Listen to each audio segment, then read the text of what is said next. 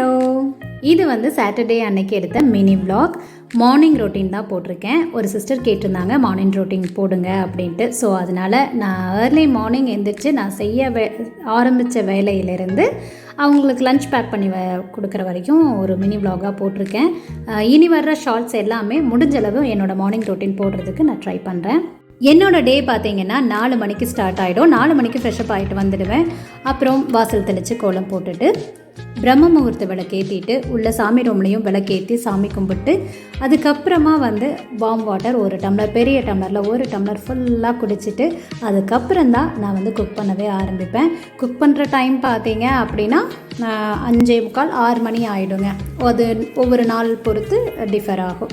So இன்றைக்கி சுண்டல் நைட்டே ஊற வச்சுருந்தேன். 11 o'clock ஸ்நாக்ஸுக்கு, அதாவது ப்ரோட்டீன் ஸ்நாக்ஸ் வேணும் இல்லையா. ஸோ அதுக்காக வெள்ளை சுண்டல் தான் ஊற வச்சுருந்தேன். அதை வந்து வேக வச்சு எடுத்துடலான்ட்டு அதை போட்டாச்சு. அடுத்ததாக அன்னைக்கு சாட்டர்டே அப்படிங்கிறதுனால கொள்ளு போட்டிருந்தேன். சாட்டர்டே மோஸ்ட்லி வந்து ஆல்டர்னேட் சாட்டர்டேயில் கொள்ளு தான் போட்டுக்குவோம். கொள்ளுக்கு சின்ன வெங்காயம் மட்டுமே சேர்த்து செஞ்சால் தான் ரொம்ப நல்லாயிருக்கும். கொள்ளு வேகிறதுக்குள்ளே மற்ற எல்லா வேலையும் செஞ்சிடலாம். இந்த கொள்ளு பருப்புக்கு இன்றைக்கி பொரியல் பார்த்திங்கன்னா பீர்க்கங்காய் பொரியல் தான் செய்ய போகிறேன். பீர்க்கங்காய் பொரியல் வந்து வீட்டில் எல்லாருமே சாப்பிடுவாங்க. இருந்தாலுமே சில டைம் காம்பினேஷன் கரெக்டாக இல்லை அப்படின்னா என் பையன் மட்டும் லேசாக மூஞ்சியை சொல்லிப்பான். ஆனால் இப்போல்லாம் பார்த்தீங்க அப்படின்னா நிறைய நியூட்ரிஷன் உள்ள ஃபுட்டாக தான் கேட்குறான்.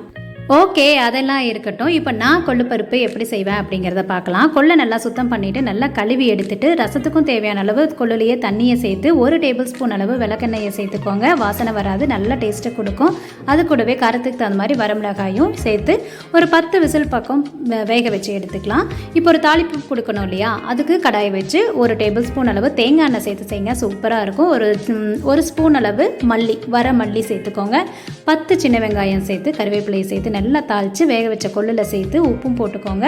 இப்போது கடைஞ்செடுக்கலாம். கல்லில் போட்டோ இல்லை நல்லா மண் சட்டிலேயோ இல்லை மிக்சிலேயோ போட்டு கடைஞ்செடுத்துட்டு அதுக்கப்புறமா 1 ஸ்பூன் நெய், சின்ன வெங்காயம் ஒரு 10 பச்சை சின்ன வெங்காயத்தை நம்ம அப்படியே தட்டி சேர்த்துக்கணும். எதுக்காக இதை சொல்லியிருக்காங்க அப்படின்னா பெரியவங்க எல்லாத்துக்குமே ஒரு காரணம் வச்சு தான் சொல்கிறாங்க.